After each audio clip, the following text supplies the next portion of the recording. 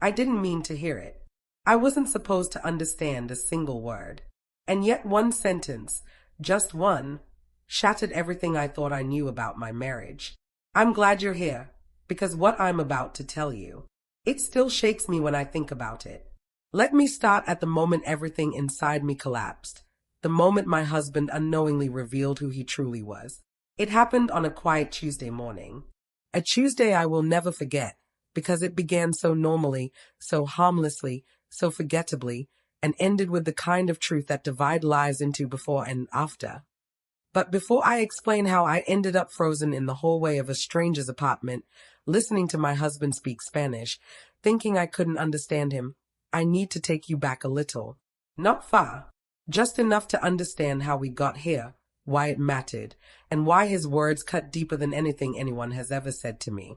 You see, my husband never knew I understood Spanish. Not a word of it, according to him. He always believed it was just another language that passed through my ears like static, meaningless, blurry, forgettable. And for a long time, I let him believe that. We were looking for a new apartment. Something modern, something bright, something bigger than the cramped place we had been living in for 7 years. Nothing dramatic. Just a step toward a better life, or so I thought. He told me he found a listing owned by a Spanish man. He said the man didn't speak English very well, and that he would handle everything. That I didn't need to worry, because I wouldn't understand anything anyway. His tone light, joking on the surface, but slightly condescending underneath. At the time, I brushed it off. When we arrived, the building looked peaceful. Warm morning sunlight stretched across the pavement. Trees lined the walkway. The air smelled fresh, lighter than most days. Nothing hinted that this would be the moment everything changed. The owner, a polite, middle-aged man, greeted us in Spanish. My husband smiled, shook his hand, and immediately started speaking in Spanish too. I stayed quiet, as I always did in situations like this, letting him talk, letting him believe I was clueless. That's when it happened. One sentence, one careless, cruel sentence that slipped out of his mouth like it meant nothing. And it froze me, stopped me in the doorway, made my stomach drop so hard I actually felt dizzy. But before I tell you what he said, and trust me, it's worse than you think, I want you to understand how I ended up in that room pretending I didn't understand him. Because the truth is, a part of me was already suspicious. Not of cheating, not of betrayal in the romantic sense, but of something else, something colder, something heavier. My husband had been different for months. More distant, more irritated by small things, more dismissive, more critical in a way that didn't sound like frustration, but resentment. And when people resent you, they slip. It doesn't matter how controlled they are. The truth always leaks out. So when he started speaking in Spanish to the owner, I listened closely, quiet, still, pretending to admire the hallway, pretending to be uninterested, pretending to be exactly what he always assumed I was, uninformed, oblivious, harmless. But I wasn't, because for reasons I never told him, I understood everything. Every word, every tone, every hidden meaning. I understood. And what I heard made me question my entire marriage, my own worth, and whether the person I loved ever truly respected me at all. That's the moment this story begins. The moment a single phrase became a knife I never saw coming. The moment my world cracked open. And trust me, the crack only widened from there. I guess to understand why that one sentence hurt as deeply as it did, you need to know what life with my husband used to look like, or at least what I thought it looked like. Because the truth is, marriages don't break in a single moment. They erode quietly, softly, silently, long before anything dramatic ever happens. And mine was no different. When we first met, he felt warm in a way I didn't realize I was starving for. He had this easy charm, the kind that made strangers laugh and waiters smile and neighbors wave a little longer than necessary. I liked that about him, that he could walk into any space and instantly feel like he belonged there. I, on the other hand, have always been softer, quieter, a little slower to speak, a little quicker to think. I'm the kind of person people overlook at first, then later say, I didn't realize how much depth you had. And he used to love that contrast. Used to. In the early years, he listened to me. Really listened. He would ask about my day with genuine interest, laugh at my quiet jokes, hold my hand across dinner tables like we were teenagers play acting at romance. Sunday mornings were our ritual. He'd make coffee, I'd make pancakes. We'd eat by the window and talk about the future, where we'd live, the trips we'd take, the life we'd build. Those mornings were the safest moments of my life. And maybe that's why the slow changes were so easy to miss. Because when you love someone, you assume the best. You believe the tone he used was just stress. The sigh he let out was just fatigue. The cold shoulder was just a moment. Moments stack quietly, don't they? One small dismissal here, one forgotten affection there, one subtle shift you tell yourself isn't worth mentioning. Until suddenly the person sitting across from you feels like someone you used to know. That's how it began with us. Nothing dramatic. Just distance disguised as normal life. It started when he changed jobs. His new position was busier, more demanding, more competitive. Longer hours, more pressure, more expectations. I tried to be supportive. I really did. I'd pack his lunches, straighten his tie, rub his shoulders when he came home looking like the world was wearing him instead of the other way around. But somewhere in that year, small cracks began to form. At first it was his impatience. He would snap at things he never cared about before. The way I folded laundry. How I measured spices. What shows I watched in the evening. Then came the criticism disguised as jokes. Little comments like, "You're so sensitive," or "You worry too much," or "Sometimes I feel like I'm raising you." He always said it with a smile, as if humor softened the sting. But it didn't. It only hid the truth beneath a shrug.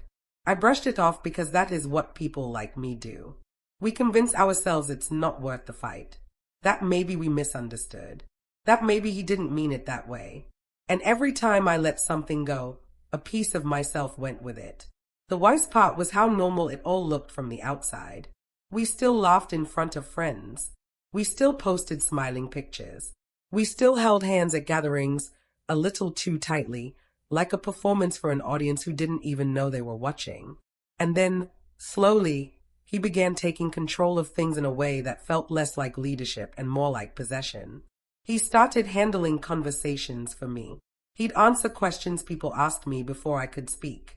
He'd interrupt me mid-sentence, finish my thoughts incorrectly, and then chuckle as if it were a harmless habit. When we went shopping, he told the sellers, "She's a little shy, so I'll speak." When we went to restaurants, "She always gets overwhelmed, so let me order." He said it like he was protecting me. But protection that takes away your voice isn't protection. It's erasure. I didn't notice how much he had taken from me until one day, at his company's holiday party, he introduced me to his boss and said, "This is my wife. She's sweet, but she's not the brightest with complicated things." He said it with a laugh. Everyone else laughed too. I stood there smiling, heat burning behind my eyes, pretending the joke didn't land like a punch to the ribs. When we drove home that night, he didn't even notice my silence. Or maybe he did, and didn't care. That was the first time I felt something shift inside me. A small fracture, quiet but sharp.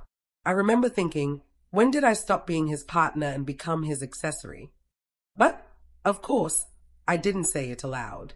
I just swallowed it like I swallowed everything else. And then came the language thing. He always assumed I didn't understand Spanish. He never asked. He just decided it. And because it wasn't something I used daily, I didn't correct him. Honestly, I didn't think it mattered until it mattered more than anything. Whenever he talked to Spanish speakers, at work, at shops, with neighbors, he would switch into this different version of himself. More confident, more direct, more honest, and sometimes a little too honest.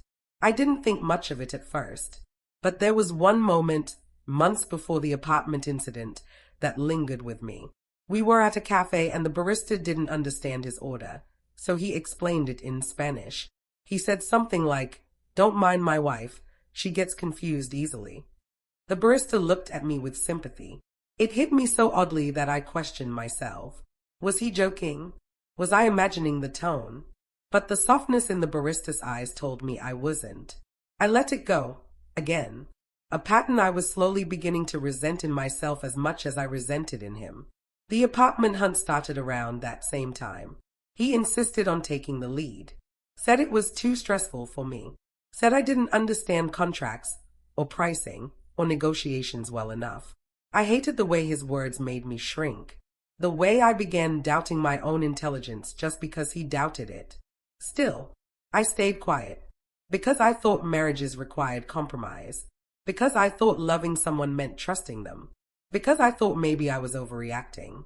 But there was something strange about the way he talked about this particular apartment.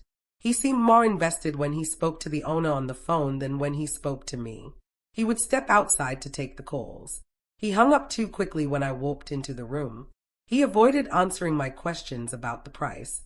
Just small things. Nothing concrete. But you know how sometimes your body senses danger before your mind does? That's how I felt. Not terrified. Not panicked. Just unsettled. A quiet discomfort that hummed beneath the surface like a warning signal. And that discomfort grew the day we drove to see the apartment. He was unusually cheerful in the car, tapping the steering wheel, humming to himself, cracking jokes that fell flat. He kept repeating, "Let me handle everything today. Just stay quiet and follow my lead." It wasn't a request. It was instruction. I remember looking out the window during the drive, feeling my chest tighten for reasons I couldn't identify yet. Something felt wrong. Wrong in a slow, creeping way, like fog rolling in too quietly to notice. When we arrived, the building was beautiful. Warm brick walls, clean walkway, soft sunlight. It should have felt hopeful, exciting. But instead, I felt a weight in my ribs, a pressure I couldn't explain. And that weight grew heavier when he gently placed his hand on my back before we walked inside and whispered, "Just don't say anything in front of him, okay? You know you get things mixed up." Mixed up, as if I were a child. That was the moment I felt the first sharp sting of humiliation that day. It wasn't the worst one, not even close, but it was the beginning. A beginning I didn't yet recognize as the calm before the break. We stepped into the apartment. The owner greeted us warmly in Spanish. My husband switched languages effortlessly, and I stood there, silent, letting him think I understood nothing, letting him think I wasn't capable, letting him underestimate me. But under that silence, something inside me was changing. A part of me was finally waking up. And I think that's why the sentence he said next, the one he thought I couldn't understand, cut through me so violently. Because the truth isn't always painful because of what is said. Sometimes it's painful because of who says it. And I had no idea just how much pain was coming. I wish I could tell you that the moment we stepped into that apartment, I instantly knew something was wrong. But the truth is, it didn't hit me all at once. It arrived in small pieces, quiet observations, subtle glances, little choices he made without realizing I was watching. Pain doesn't always come crashing through the door. Sometimes it tiptoes in. The apartment owner was warm and welcoming. He shook my hand with genuine friendliness, the kind older men have, the kind that makes you feel safe without even trying. He smiled at me, spoke a full sentence in Spanish, and waited patiently for my reaction. I understood every word he said, but I simply smiled politely, pretending I didn't. My husband quickly stepped forward, almost too quickly, and answered on my behalf. "She doesn't speak Spanish," he explained in a tone that felt rehearsed. Not even a little. The owner nodded, still smiling, and led us toward the living room. My husband didn't look at me, not even out of courtesy. He kept walking a step ahead, talking to the owner like he was on stage and we were merely props in his performance. But I kept listening. Quietly, carefully, fully. They walked ahead together, and I followed behind, my eyes taking in the apartment, my ears absorbing every word. The owner complimented the space, talked about the high ceilings, the view from the balcony, the price negotiations that was still flexible. My husband laughed. Laughed in a way he didn't laugh with me anymore. Looser, easier, lighter. Something twisted in my stomach. Not because I suspected something dramatic. Not yet. But because I was hearing him sound more himself, with a stranger than with me. He kept using phrases in Spanish that I hadn't heard from him before. Phrases that sounded almost intimate. Like he wasn't just speaking fluently, he was speaking comfortably, freely, unfiltered. A version of him I didn't see at home. We reached the kitchen. Sunlight warmed the counters. The space was beautiful, the kind of kitchen we used to dream about during those early Sunday mornings. The owner walked toward the sink to demonstrate the water pressure, leaving us standing near the island together. My husband didn't look at me. He didn't ask what I thought. He didn't involve me. Instead, he leaned toward the owner and lowered his voice just enough that he assumed I wouldn't catch it. And maybe I wasn't supposed to. That was the moment the first shift happened. Not the devastating sentence, not yet, but the first clue that something darker was under the surface. He said, in Spanish, "Don't worry, she's here only because I have to bring her. She doesn't understand any of this." It was the way he said it.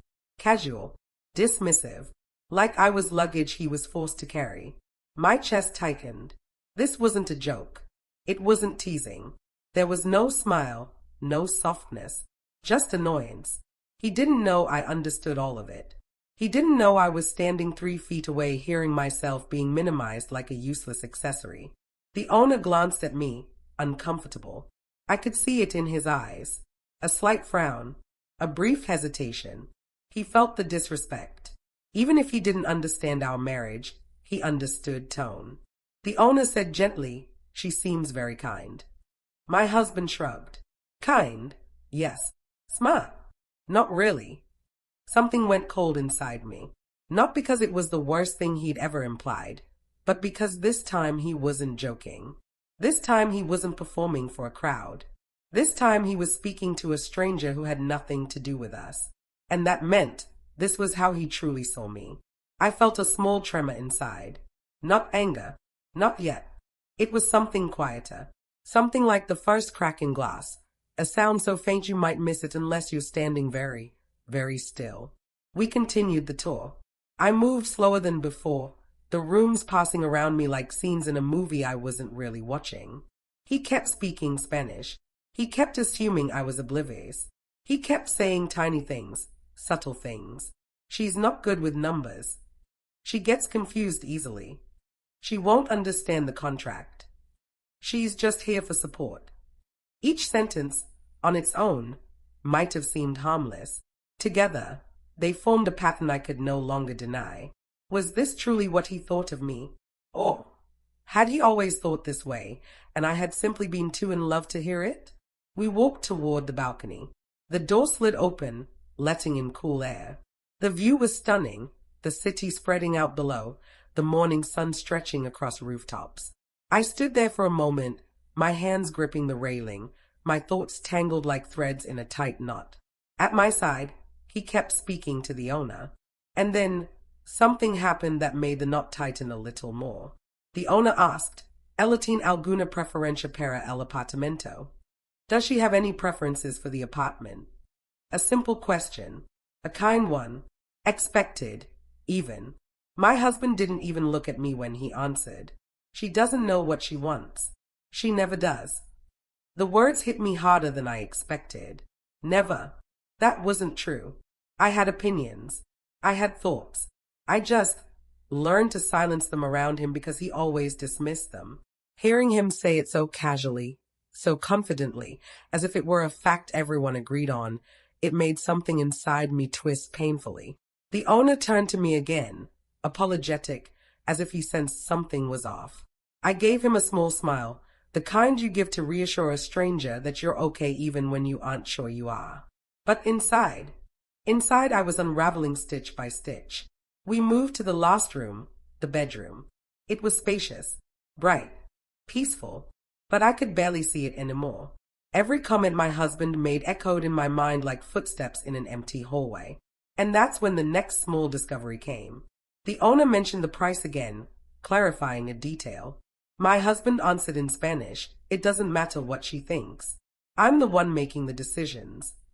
Not we, not us, not our future home. Just him." That sentence, more than anything else, revealed the truth I had been avoiding. He didn't see me as his partner. He saw me as his dependent, his responsibility, his silent shadow. I had lived with him for years and somehow never realized how little he respected me. Maybe because he hid it behind jokes. Maybe because love makes you blind. Or maybe because I trusted him too much to believe he could ever look down on me the way he was doing now. The owner asked one final question about timing. My husband stepped fully into the hallway with him. And for the first time in the entire visit, he lowered his voice. Not a little. A lot. Enough that he thought I wouldn't hear. Enough that he could say something he didn't want me to know. But he didn't realize I was walking behind them, barely 3 steps away, close enough to catch every syllable. The owner said something about the contract being ready the following week. And my husband replied, "No te preocupes. Ela no necesita saber todo. Yo la manejo. Don't worry. She doesn't need to know everything. I manage her." Manage her. Like I was a task, a problem, a burden he carried out of obligation. I stopped walking. Completely. The air around me felt heavy, like gravity had doubled. I didn't move. I didn't breathe. I just stood there, absorbing the reality I had been trying to avoid for months. He didn't love me the way I loved him. He didn't admire me. He didn't even see me. He handled me like a child, like a responsibility, like a weight. That was the inciting incident. Not the cruel sentence yet, not the one that would break me, but the one that made everything start to make sense. The distance, the impatience, the jokes, the corrections, the interruptions. They were pieces of a truth I hadn't wanted to assemble. But now they were forming a picture whether I wanted to see it or not. And the worst part? This wasn't even the sentence that destroyed me. That one was still coming, standing just around the corner, waiting, and I had no idea how unprepared I still was. I didn't move at first. I stood in that hallway like my feet were glued to the floor, listening to the sound of my husband's voice echo down the corridor. It wasn't the volume. He wasn't loud. It wasn't the words. He wasn't swearing. It was how easily, how casually, he spoke about me as if I were a burden he carried out of duty rather than love. And that's what stunned me most. Not anger, not pain, but the casualness. People slip during moments of stress. People say hurtful things during fights. But this wasn't an accident. This was who he was when he thought I wasn't listening. That realization left a crack inside me wide enough for doubt to seep through. And doubt, once it gets in, multiplies fast. I followed them reluctantly, feeling almost disconnected from myself, like my body was moving but my thoughts were floating somewhere behind me. The owner led us into the small office room adjacent to the living room, where he kept the paperwork and brochures. Sunlight filtered through the blinds, casting soft lines across the wooden floor. It should have been a peaceful moment. It wasn't. My husband and the owner were standing close together, reviewing a folder. I stayed near the door, silent, calm on the outside, unraveling quietly on the inside. Then the owner asked a simple question, one that would break the remaining stability I was holding onto. Why Ella? ¿Está de acuerdo con firmar pronto? And is she okay with signing soon? It was a decent question. Fair, polite, considerate. My husband didn't hesitate, not even for a breath. He said, Ella no sabe de estas cosas. Yo decido todo por los dos. Confía en mi porque no tiene otra opción. She doesn't know about these things. I decide everything for both of us. She trusts me because she doesn't have any other option. No other option. The words hit me so sharply that for a moment, the room felt blurry. No other option? Was that how he saw me? A dependent? A woman with nowhere to go? Someone who stayed because she had no choice? I felt humiliation rise like heat in my chest. It spread to my throat, burning, tightening, making it hard to swallow. I wanted to speak. I wanted to interrupt. I wanted to say, I understand everything you're saying. I'm not stupid. I'm not helpless. I'm not your child. But I stayed silent, not because I was weak, but because something deeper than fear held me still. A realization was forming inside me, slowly, painfully. This wasn't new. This wasn't the first time he'd spoken this way. It was just the first time I had heard it. I pressed my palm against the doorframe, grounding myself, steadying the shaking inside my chest. The owner looked uncomfortable now. Deeply. He glanced at me again, searching for something, maybe a sign that I wasn't as unaware as my husband claimed. I could see it in his eyes. He felt sorry for me. That hurt in a way I never expected. Pity always hurts more than insults. After a few more minutes of paperwork discussion, the owner suggested we walk out to the balcony for a final look. I followed slowly, breathing through the thick mix of shock and clarity clogging my chest. The balcony was warm, sunlight spilling across the tiles.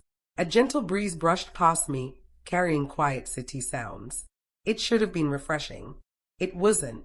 My husband stepped out with the owner, still speaking in Spanish, still assuming I was a silent backdrop to the conversation.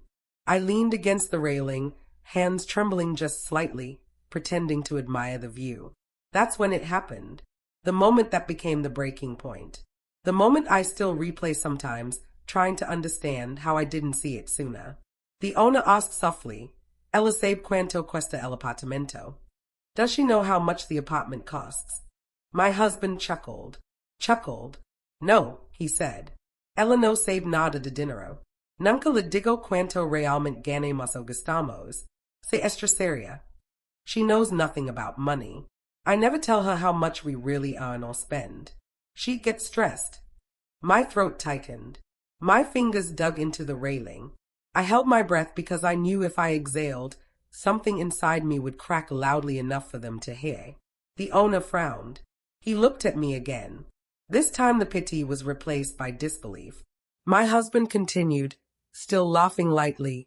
Además, he added, si supiera cuánto cuesta este apartamento, intentaría opinar. Why honestamente, sus opinions no son muy útiles. Besides, if she knew how much this apartment costs, she'd try to have opinions. And honestly, her opinions aren't very useful. Not useful. It was such a small phrase, such a simple arrangement of words. But it cut deeper than anything else he had said that day. Not sensitive, not confused, not shy, useless. He was calling me useless, not in frustration, not in anger, but in quiet truth. The owner grew stiff, uncomfortable with the disrespect radiating off my husband. He didn't say anything, but the shift in his expression was unmistakable.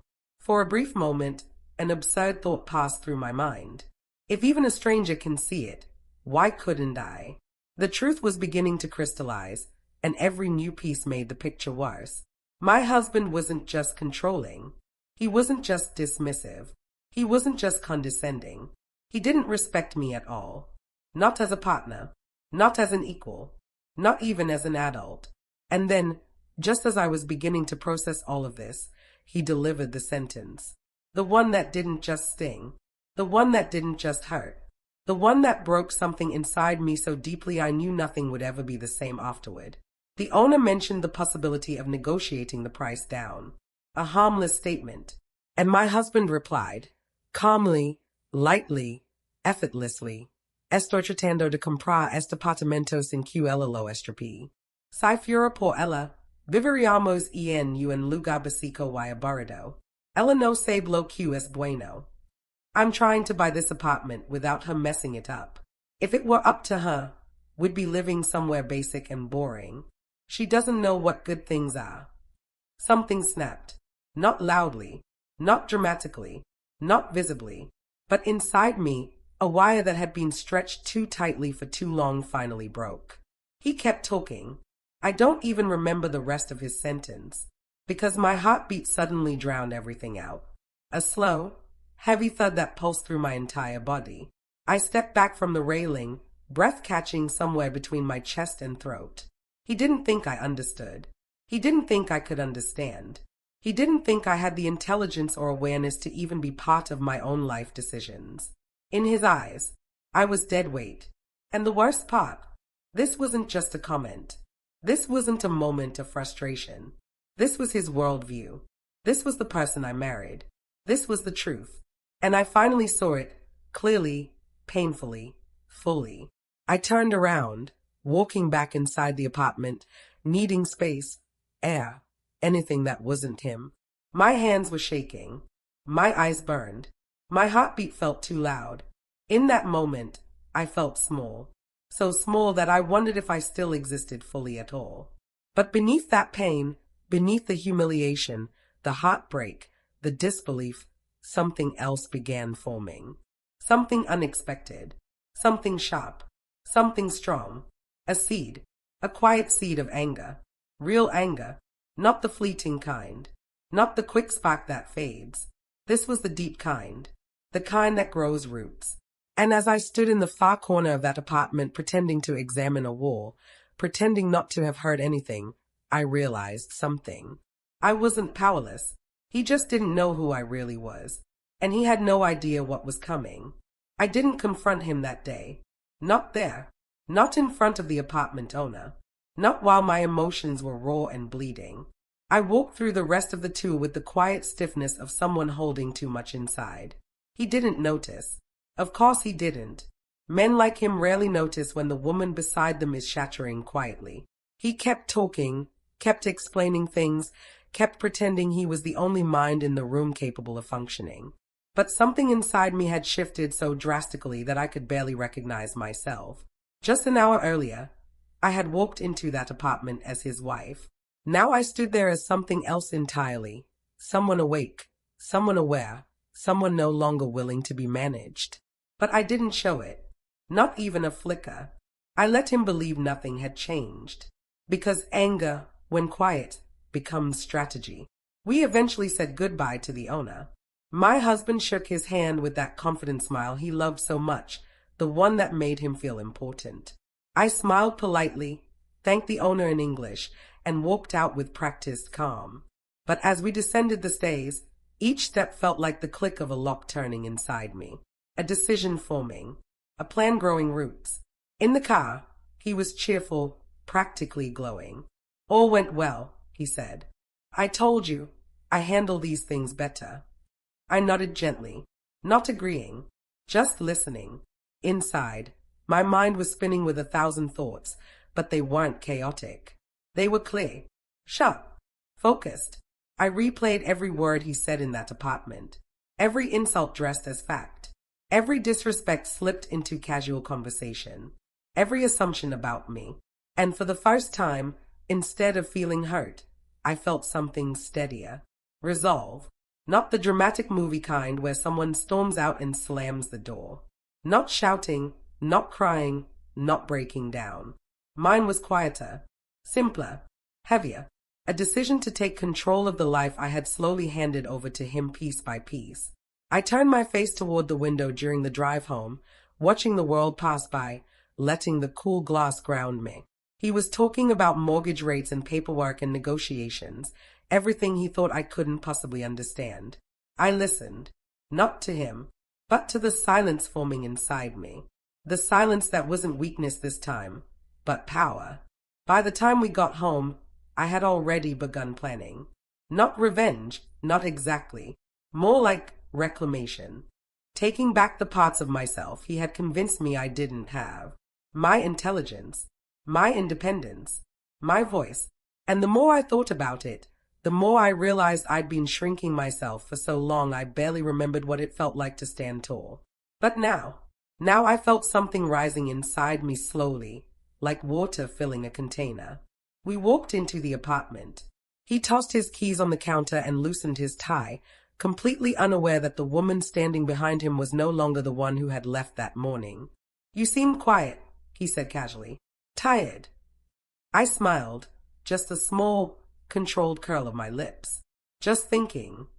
He didn't ask about what. He never did. That evening passed in a blur of routines.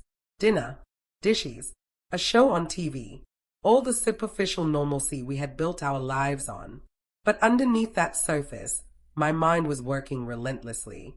I replayed years of small comments, moments where he made decisions without me, times he belittled my choices, times he acted like my opinions were detours from the correct path, his path. Had I really missed the signs? Or had I ignored them because loving someone makes you justify every cut as an accident? I sat on the couch beside him, legs curled under me, staring at the TV without absorbing a single frame. I wasn't sad anymore. Not in the way I had been earlier. This sadness was different. Cleaner. Sharper. Like the quiet before a storm. Because grief comes in stages. Shock. Pain. Humiliation. But eventually, the stage of understanding arrives. And understanding was the most powerful thing I had felt in years. Around midnight, when he finally went to bed, I stayed awake. I needed the silence, the space, the clarity. I walked into the kitchen and poured myself a glass of water. The apartment was dim, the only light coming from the street lamps outside. As I stood there, I let the truth settle. He didn't underestimate me by accident. He needed me small. It made him feel bigger. And that realization didn't break my heart. It hardened it. I sat at the table, elbows resting on the cool wood, fingers tangled together. My thoughts moved slowly now, calm, deliberate. This was the moment the turning point truly happened. Not when he insulted me. Not when he dismissed me. Not when he told a stranger I had no options.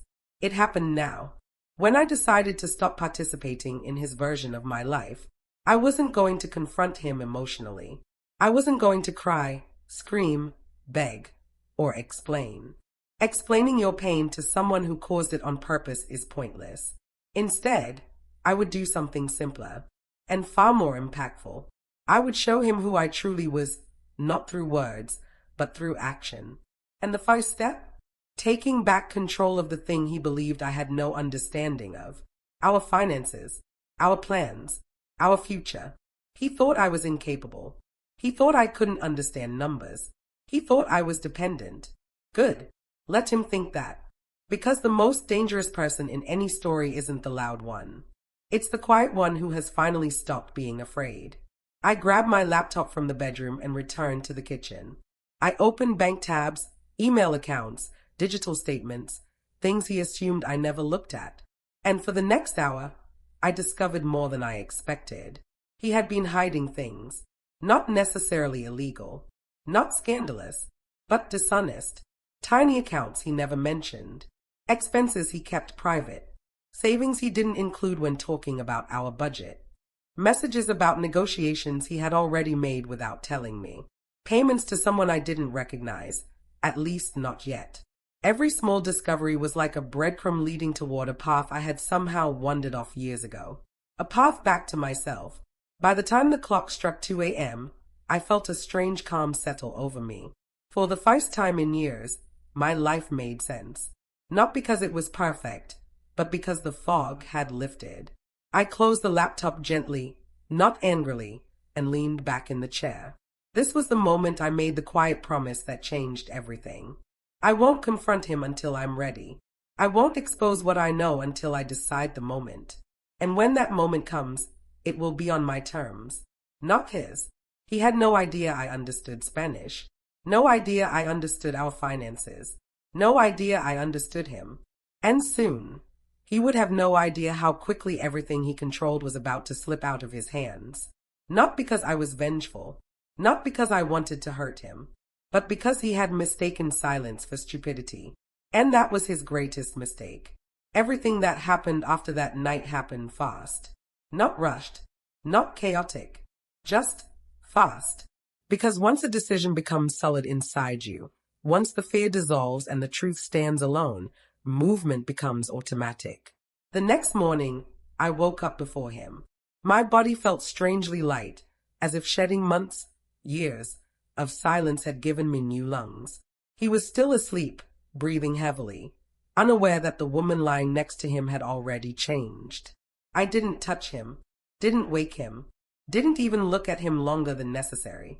Instead, I got out of bed quietly, made myself coffee, sat at the kitchen table and waited for him to come out. Not anxiously, just patiently. He eventually emerged, hair messy, tie in one hand, phone in the other. "Morning," he mumbled, not looking up. I sipped my coffee. Calm, steady, morning. He didn't hear the difference in my voice. Or maybe he did, and didn't know what to make of it. He kept scrolling through his phone, muttering something about his meeting that afternoon. And then, He slipped. Don't forget, he said casually. We have to sign some papers with the apartment owner this week. I'll handle it. You don't need to worry. I nodded slowly, setting my mug down. I know. He didn't look at me. Just said, good, and walked off toward the bathroom. The plan formed instantly. Not revenge. Just truth. I waited for him to leave for Wyke. He left in a hurry, tie still half-twisted, shoes lightly scuffing the floor. Then the moment the door closed, I exhaled, and the storm began. Step 1, the call. I sat down on the couch, pulled out my phone, and dialed the apartment owner. My hands didn't shake. Not anymore. He answered on the second ring. I spoke in Spanish. Fluent. Clear. Unmistakable. Hola. Soy la esposa de Daniel. Necesito hablar con usted sobre algo importante. Hello. I am Daniel's wife. I need to talk to you about something important. There was silence on the other end. A long, heavy silence. Then he said, Usted habla español. You speak Spanish? Yes, I replied. I always have. I could feel his shock without seeing his face. We talked for 20 minutes. I confirmed every word my husband had said. Every insult. Every lie. Every assumption. The owner listened carefully. He was respectful. Professional. But beneath his voice I could hear something else. Anger. Not at me. At my husband. Señora, he said gently, usted merece tratada con dignidad. You deserve to be treated with dignity. I swallowed. My throat tightened. Then he said the one sentence that shifted everything. If you want, we can finalize the contract with you instead. And just like that, the power my husband had taken from me cracked under the truth. Step 2, the documents. I emailed him. Not my husband, the owner. Within an hour, he replied with a full digital copy of the contract. Every term, every condition, every number my husband claimed I'd never understand. I read the entire thing, line by line, slowly, carefully, and the more I read, the more one thing became clear. My husband had lied about everything. The price, the mortgage, the fees, the savings we didn't have. The expenses he claimed were too stressful for me to know. All lies. He wanted control. Not practicality. Control. And he used ignorance as a cage. Except the cage wasn't real. I had just forgotten the door was open. Step 3, the meeting. I arranged a meeting with the owner for that afternoon. Not at the apartment, at a cafe nearby. When I arrived, he stood up respectfully. We sat there. We talked. We signed the documentation that didn't require my husband's presence. Then he asked, Does he know you're doing this? No. Will you tell him? I shook my head. I'll let him find out the way I found out. He nodded slowly, understanding what that meant. This wasn't revenge. This was truth returning to its rightful place. Step 4, the confrontation. He came home at 7:43 p.m. I remember the exact time, because the moment he stepped through the door, there was something different in the air. I was sitting at the dining table, laptop open, documents neatly arranged. He placed his keys down and loosened his tie. Long day, he sighed. Did you at least relax today? No need to stress yourself, you know. I lifted my eyes slowly. Calm, unshaken. I actually had a very productive day. He paused, looked at me, just slightly confused. Oh. He forced a smile. What did you do? I rotated the laptop toward him. His face changed instantly.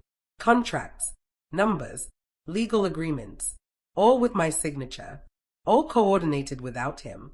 His eyes widened. His mouth fell open a little. What is this? I kept my voice steady. The apartment paperwork. He stepped closer. His voice cracked. You signed these? Without me? I didn't blink. Yes.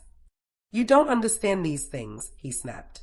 They are financial decisions here. Legal terms. You don't. You can't. I cut him gently. De verdad piensas eso? Do you really think that? He froze. Completely. His face drained of color. His breathing hitched. His throat tightened visibly. You speak Spanish, he whispered. I always have.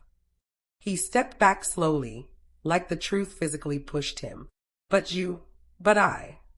Yes, I said quietly. I heard everything. His jaw clenched. His hands shook. He sat down heavily, like his legs gave out. You misunderstood. I didn't mean.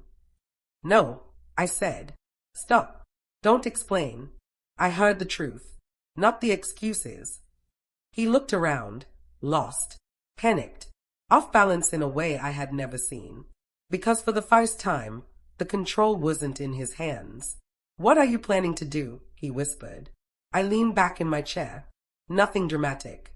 Nothing cruel. I paused, just reclaiming what's mine. He swallowed hard. What does that mean? It means, I said softly, I'm no longer the version of me you preferred. The quiet one. The small one. The manageable one. His eyes filled with a different kind of fear, not of me leaving, but of me standing tall. You embarrassed me, he said suddenly, voice shaky. You went behind my back. This is betrayal. I let out a small laugh. Cold. Controlled. Betrayal. I tilted my head. You told a stranger I was useless. You hid finances. You made decisions for both of us. You said I had no options. He didn't speak. Couldn't. I closed the laptop gently. The apartment is now in my name. Not yours. The words hit him like a blow. You. What? I didn't do it to hurt you, I said quietly. I did it to show you who I really am. He shook his head, pacing, furious now, but terrified underneath. You think you'll survive without me? I stood, looked him directly in the eyes. Yes. He stopped moving. Everything in the room went still, even the air. I reached for my bag, slid my phone inside, and walked toward the door. He stuttered, desperate. Where are you going? I paused. For the first time in years, my voice felt like it belonged to me. I'm going to decide, I said, whether I want a husband, or whether I finally walk away from the man who never saw me. He didn't follow me. He didn't shout. He didn't grab my arm. He just stood there, small, helpless, exposed, in the exact way he always assumed I was. And I walked out the door. When I stepped outside that night, the air felt strangely different, cooler, sharper, almost as if the world had been holding its breath inside that apartment and finally exhaled with me. The hallway was dim, silent except for the distant hum of someone's TV. I walked slowly, not because I was unsure, but because for the first time in a long time, I wasn't rushing to meet anyone else's expectations. My footsteps echoed softly. It felt symbolic, like I was finally hearing myself again. Outside, the streetlights glowed in long orange streaks across the pavement. The city felt bigger, wider, open. I didn't have a plan for the night. Not really. But what I did have was the one thing I had been missing for years. A sense of myself. I walked without thinking, letting my feet carry me several blocks until I reached a quiet little park we used to visit when life felt lighter. There were a few benches scattered around the fountain. I chose one beneath a tree, its branches hanging just enough to give me privacy. I sat, leaned back, and let myself breathe in a way I hadn't breathed in years. My mind wasn't racing. It wasn't replaying his words on a loop. It wasn't burning with anger. It was quiet. A tired kind of quiet, but peaceful. I stayed there for almost an hour, just letting the night hold me while I sorted through the pieces of my life. Because that's what happens after a storm. You sit among the debris and slowly decide what is worth rebuilding. It wasn't easy to admit, but a part of me mourned the marriage I thought I had. Not the marriage that existed. That one was long gone. But the idea of it. The version of him I fell in love with. The version of me who believed we were a team. Losing an illusion still hurts, even if it was only ever an illusion. Around the second hour, my phone buzzed. A message from him. Where are you? We need to talk. I stared at it for a long time before locking the screen again. I wasn't ready. You can't walk back into a burning house just because someone calls your name. I let the phone rest untouched beside me and closed my eyes. Everything inside me felt sore, like a bruise forming deep beneath the skin. But soreness is better than numbness. It means you're healing. Eventually, I got up and headed toward a small hotel near the main road. I checked in with nothing but my wallet, phone, and the clothes on my back. The receptionist didn't ask questions. She just handed me the keycard and wished me a good night. When I entered the room, I didn't turn on the lights immediately. I stood by the window in the dark, watching the traffic below, letting the quiet swallow me whole. For the first time in years, I slept alone. Not lonely, just alone. And the difference surprised me. The next morning, sunlight filtered through the curtains softly, warming the edges of the bed. My eyes opened slowly, my body instinctively expecting the sound of his alarm, his footsteps, his voice. But there was nothing. Just silence. A silence I didn't hate. I lay there for a few minutes, listening to my own breathing, feeling the weight of something unfamiliar settle over me. Freedom. Not dramatic, fireworks kind of freedom. A gentler kind. Like finally loosening a tight ponytail at the end of a long day. I checked my phone. 5 messages. 3 calls. All from him. Please come home.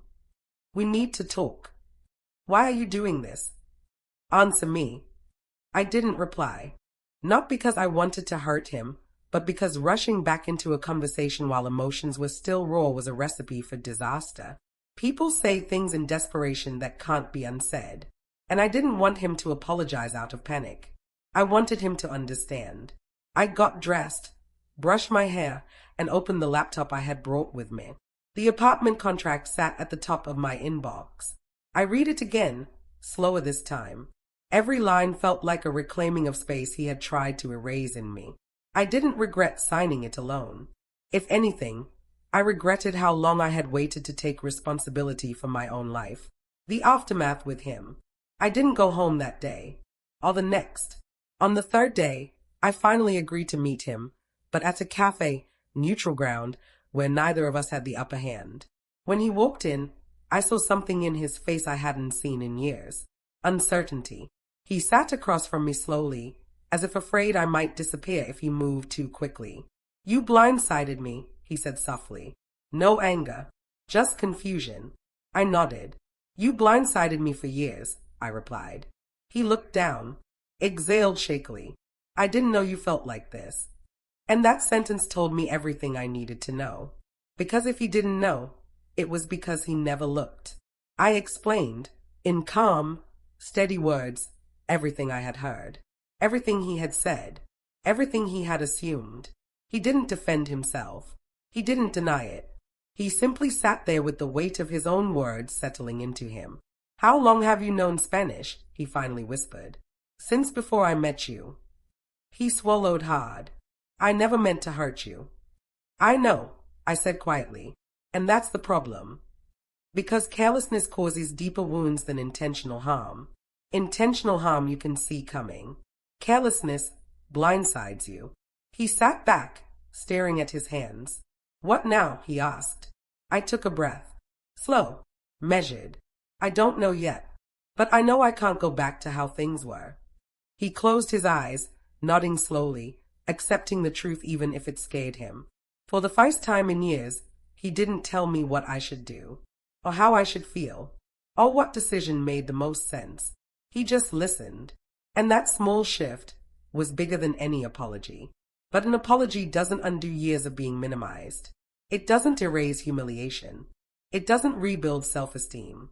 That is something I need to do. For myself. Rebuilding. I stayed at the hotel for a week. Then another. During that time, I started doing things I hadn't done in years. I sat alone in cafes without feeling anxious. I signed documents without waiting for someone else's approval. I reconnected with friends I had slowly drifted away from. I applied for a new job, one I had been too scared to apply for earlier because he always hinted I wasn't good enough. I wasn't magically healed, but I was growing. Some nights I cried, softly, quietly, not because I missed him, but because I missed the version of myself I used to be. But every morning I woke up feeling just slightly stronger. just a little more in control. And something became clear. The pain he caused wasn't a dead end. It was a mirror showing me where I had lost myself, and where I needed to find myself again. A new beginning. After 3 weeks of separation, I finally decided to see our old apartment one last time. He wasn't there. He'd gone to stay with his brother. He left a note on the table. I'm giving you space. Tell me when you're ready to talk about the future. The old me would have melted at that, but the healed me didn't. Because I knew something now. Space isn't a gift someone gives you. It's something you take when you finally realize you deserve it. I walked through each room slowly, touched the countertops, the couch, the window. This place no longer felt like home. But I did. I finally felt like home within myself. And that was enough. I locked the door, placed the keys on the table, and walked away, not dramatically, not painfully, but peacefully. Everything wasn't perfect. Everything wasn't resolved.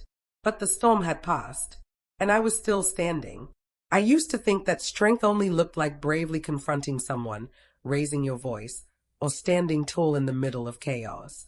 I thought power was loud, dramatic, fierce. But in the weeks after I walked away from my old life, I learned something different, something softer, quieter, and infinitely more meaningful. Strength is choosing yourself even when it scares you. Strength is walking away from what is familiar to protect the parts of you that were slowly disappearing. Strength is rediscovering your voice after someone convinced you it didn't matter. My story didn't end with a dramatic fight or a perfect victory.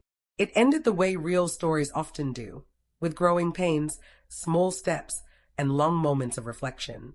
And as I rebuilt my life piece by piece, I realized those pieces weren't lost. They had only been buried under years of compromise, quietness, and self-doubt. Now, looking back, everything feels clearer. I don't blame myself for staying quiet for so long. We all hold on to people we love. We all make excuses for the ones we give our hearts to. We all hope things will get better, that love will fix what patience cannot. But love without respect is a sinking ship, and I had spent years patching holes that weren't mine to fix.